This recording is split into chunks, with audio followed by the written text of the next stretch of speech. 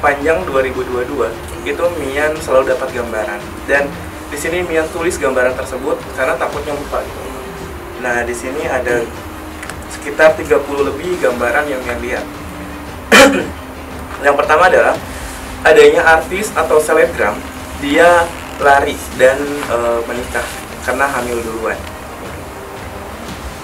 Laki-laki perempuan terlihatnya? Ini perempuan. Usianya muda tua?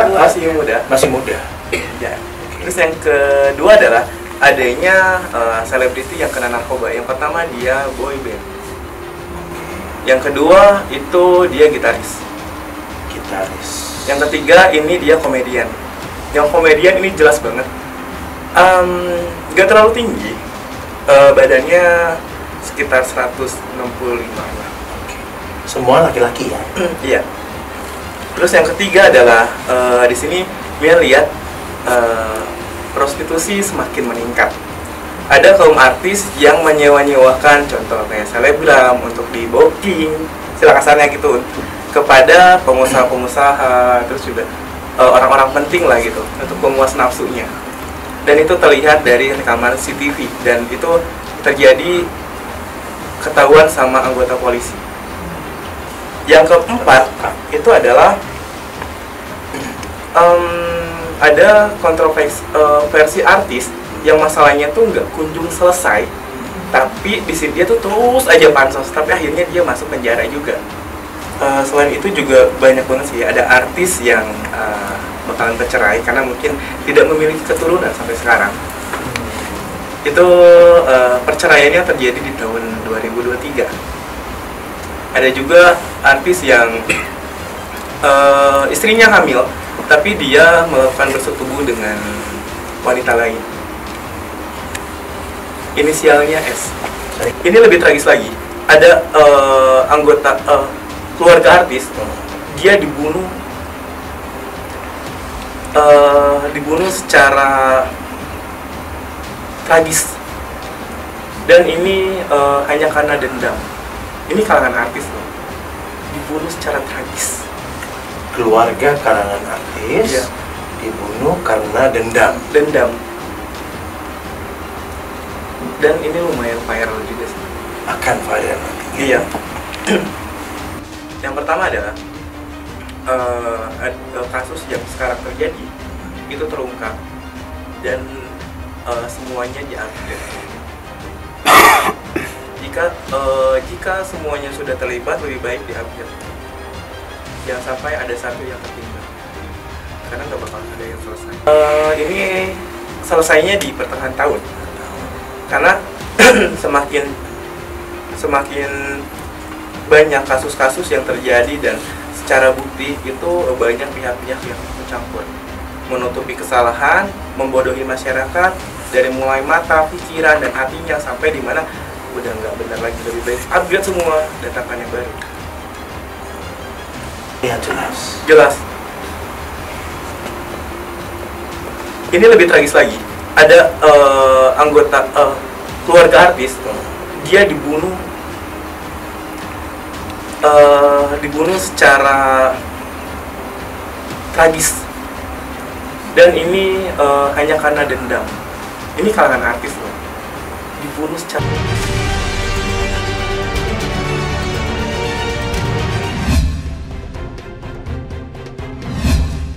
Masya Allah, Kak Indra Bekti rela dibotakin untuk mendukung pasien kanker. Netizen yang mulutnya suka nyinyir, lo lihat tuh, ya. Indra Bekti, dia rela ngebotakin palanya untuk dukung semua pasien kanker. Gua pasien kanker, makanya sekarang gua bela insya Allah Kak Indra Bekti. Orang lagi berduka, istrinya lo nyinyirin. Kalau dia minta sumbangan kenapa? Gue juga pengemis, ya. Lebih baik ngemis daripada korupsi, paham lo? Jadi bismillah, stop nyinyir ya. Mendingan istighfar ya. Orang lagi berduka, orang lagi ada musibah, sedih, lo nyinyirin. Kalau mau nyumbang silakan, nggak nyumbang juga silakan. Lo nggak bisa nyumbang harta, lo sumbang doa. Lo nggak bisa sumbang doa, lo diam. Saya teringat beliau membotakkan kepalanya, memprontoskan kepalanya, dukungan untuk pasien kanker ya. Saya pasien kanker. Jadi Beliau inspirasi saya, beliau guru saya, dan saya yakin juga teman-teman semuanya tahu beliau adalah orang yang baik, orang yang sangat humble. Ya, beliau lagi istirahat, saya belum bisa nemuin juga karena pasti kan butuh bed rest ya.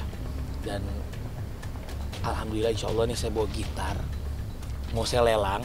Kenapa saya lakukan ini? Karena kita harus nyimak dong, harus peka dong. Kak Dila ngomong, dia butuh biaya untuk rumah sakit. Ya udah jelas kan apa yang disampaikan. Ya udah saya jual gitar saya. Nah, sama ini nih. Ini jam dari Dewi Persik saya lelang juga nih. Iya. Saya buka harga ini 100 juta dari Dewi Persik ini. Kenangannya sangat indah dari mantan istri saya. Kak Dila ngomong dia butuh bantuan. Ya itu benar-benar, ya kita harus peka dong, benar-benar lagi kepepet gitu loh. Ya, masa tega sih yang nyinyir-nyinyir ya, terutama nih ya. Kalian tega sih, orang lagi sakit, keluarganya lagi dapat duka ujian, kalian nyinyirin. Ya, jadi udah daripada banyak nyinyir, lebih baik bismillah kita action nih, saya action nih. Dan kalau bisa nggak bisa nyumbang materi, lebih baik diam. Ya, nyumbang doa. Nggak bisa nyumbang doa juga, lebih baik diam. Kayak gitu aja. Mungkin kalau Kak Dila nggak nyampaikan ya permintaan pertolongan untuk biaya rumah sakit, saya nggak akan begini. Dan beliau udah nyampein permintaan pertolongan, masa kita nggak nolongin sih? Kak Dila juga minta bantuan seikhlasnya loh, nggak pernah ngomong nominalnya. Itu pun ya mau bantu silakan, nggak bantu silakan. Saya ini begini supaya nggak blunder. Kasihan loh orang lagi sakit ya. Dan Kak Indra kan tulang punggung keluarga. Begitu dia sakit, nggak ada pemasukan. Ya kita nggak tahu keadaan ekonominya gimana. Tapi dengan Kak Dila ngomong, ya berarti kita tahu keadaan ekonominya. Ya kalau ada yang nggak mungkin dia ngomong begitu. Logika aja, apa yang kita harus nyinyirin sih? Yuk kita coba berpikir positif. Karena bagaimanapun juga kalau kita di posisi tersebut, coba bayangin deh, jangan apapun yang kita lakukan selalu ada sisi negatifnya. Ayo kita coba berpikir positif. Yang pertama kan goalsnya adalah ini supaya Kak Indra ini cepat sembuh kan. Jadi jangan berpikir yang macam-macam gitu. Kalau kalian udah angle-nya udah negatif, pasti selalu ada yang salah. Tapi ini buat kesembuhan, ini buat kebaikan, nggak ada yang salah. Apa yang kita buat? Selama buat kebaikan, ya kan? Apa namanya? Ini buat apa namanya? Ya Tuhan kan selalu mengajar kita, ayo berbuat baik. Gitu. Ayo mudahkan urusan orang lain. Suatu saat kita akan dimudahkan urusan ini. Dan saya percaya itu. Kalau sesuatu tuh lihat dulu problematikanya. Jangan baru lihat sedikit langsung komen. Nah, ayo belajar lebih cerdas lagi dalam bersosial media. Ketika ada orang sakit, ada orang perlu dibantu, kita harus berempati. Gitu. Jadi saya yakin kalau kita punya pola pikir seperti itu, kita akan menjadi bangsa yang maju. Kak, sudah dapat broadcast untuk donasi atau kalian sendiri? Kebetulan sih saya belum ya, tapi yang pasti kami sudah berinisiatif, mungkin masing-masing lebih ke individual. Jadi ya itu lebih ke arah pribadi sih.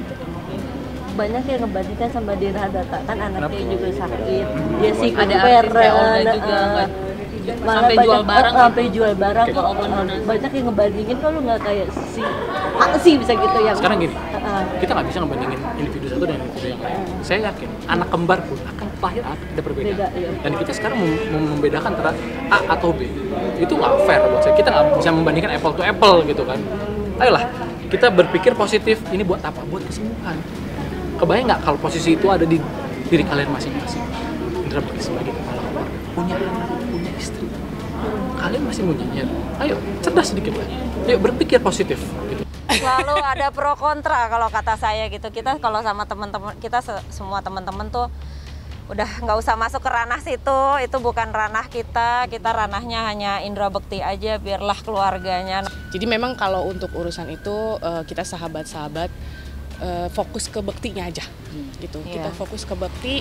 Kalau urusan itu kita kembalikan ke keluarganya aja ya, gitu Mas, gimana baiknya keluarganya gitu. Kalau kita di sini kalau kita sebagai sahabatnya pokoknya hanya doain buat Mas Bekti supaya Mas Bekti bisa kembali recovery ya. Kalau saya tahu karena kalau kejadian kayak begini recovery-nya butuh waktu. Apalagi dia habis operasi. Lalu tensi juga kadang turun naik gitu ya Mas, ya nggak boleh banyak berpikir, kalau dia tuh nggak boleh stres gitu. Nah makanya persoalan penggalangan dana ini kita kembalikan ke keluarganya ya. Kalau ini memang hanya mereka lah yang yang berhak untuk memutuskan seperti apa. Kalau kita sahabat-sahabatnya, teman-temannya ini hanya tim hore lah. Ya, bukan tim hore, tapi lebih kepada mendoakan Mas Bekti aja, baiknya gimana gitu. Indra Bekti itu apa ya buat saya, bukan cuma sekedar partner kerja. Indra Bekti itu adalah kakak saya gitu. Saya nggak punya kakak, tapi Kak Bekti itu positive vibes gitu. Ketika saya banyak pekerjaan, pikiran segala macam, itu sosok Indra Bekti yang bisa menenangkan. Ya, everybody knows lah, Kak Bekti itu orangnya humble, ramah sama semua orang, penolong gitu. Itulah baiknya juga, kan anak-anak didiknya juga sempet kaget juga gitu.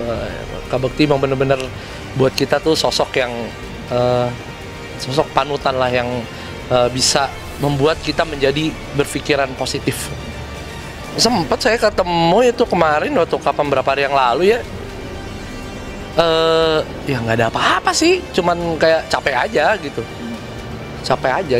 Anehnya kalau saya WhatsApp tuh cepet gitu, maksudnya kok ulang tahun nggak diselamatin gitu sampai detik ini juga.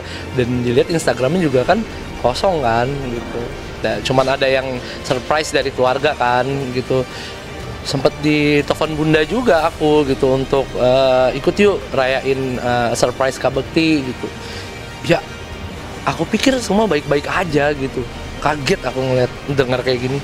Jadi hari ini sebenarnya kan saya kan syuting dari jam 4 pagi udah berangkat ya, dan harusnya Kak Bekti juga tahu tentang ini. Saya tadi pagi juga masih telepon gitu, masih calling-callingan beberapa tim saya juga. Saya juga baru dapat kabar itu pada saat syuting sekitar tadi siang ya, dan agak nggak tahu nih bener atau nggak, dari medsos saya lihat ya, dari medsos. Terus ada teman-teman media juga kan yang kebetulan di sini nanya, ini apa bener Kak gitu. Nah, saya langsung hubungin keluarganya kan, tapi belum bisa belum dijawab gitu, belum bisa dihubungin. Jadi saya juga masih belum tahu gitu. Kaget Mas, tadi syuting sempet berhenti karena kaget gitu. Kita kan semua satu tim kan kenal Kak Bekti semua. Kak Bekti kan juga pemilik di sini. Sempet dengar kabar gini nggak percaya ini hoax atau bukan gitu.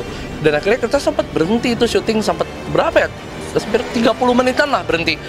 Kayak orang shock, ini bener atau enggak gitu, karena itu balik lagi saya juga masih belum tahu gitu. Saya hubungin keluarganya belum dijawab. Saya lihatnya ada pembuluh darah pecah gitu ya. Terus ada di habis siaran radio gitu kan. Ya memang saya tahu kan memang tiap pagi siaran radio kan. Nah itu dia, saya cuma taunya ya dia pembuluh darahnya pecah gitu. Nah itu kalau masalah mengeluh itu ya kita sama-sama sering ngeluh lah. Kayak saya sakit, saya bilang aduh gua pusing nih, pala gua ini nih. Sama Bekti juga gitu kan. Kak Bekti suka ngomong gue lagi pusing nih, gue lagi nggak enak badan nih. Jadi nggak dianggap itu masalah penyakit yang besar gitu. Itu penyakit yang biasa gitu, yang kita pernah alamin gitu. Itu sih kayak sempet kaget juga sih kalau emang sampai bener ya gitu. Kalau berobat sih enggak, biasa-biasa aja. Menahan dia berarti ya, Bang? Ya nggak tahu ya, tapi ya kalau nggak pernah ngomong ada penyakit yang serius gitu, biasa-biasa aja gitu. Sebenarnya kita semua tuh pas tahu itu kaget banget. Itu pas kita lagi syuting, tiba-tiba Kagau manggil kita semua, terus kasih tahu kalau waduh tiba-tiba Kak Bekti ini. Tapi belum tahu juga itu kebenarannya kan. Aku hubungin keluarga belum bisa juga. Ya kita tahu juga dari media-media juga sih. Kak Bekti seperti yang Kagau bilang, he's very he has a good personality, terus always fun gitu, like a bubbly. Dia tuh selalu ngajarin kita untuk selalu down to earth, selalu respect sama satu yang lain. Harusnya ada Kak Bekti juga di sini samping saya, karena kan saya selalu barengan sama Kak Bekti ya. Ya kita tetap akan Kak Bekti itu adalah sosok bukan cuma buat anak-anak, tapi buat semua tim yang terlibat, bener ya.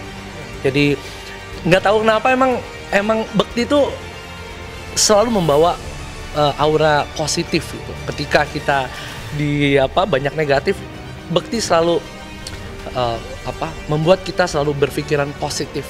Saya nggak bohong, saya belajar banyak tentang positive thinking itu sama Kak Bekti gitu.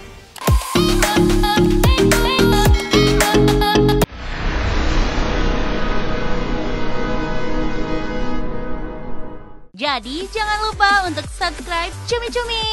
Ditekan ya tombol lonceng merahnya.